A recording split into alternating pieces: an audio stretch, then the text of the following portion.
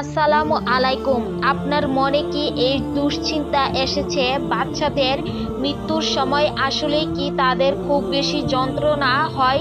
মালাকুত মত তাদের সাথে কেমন আচরণ করেন? শিশুরা নিষ্পাপ, পবিত্র ও গুনাহমুক্ত।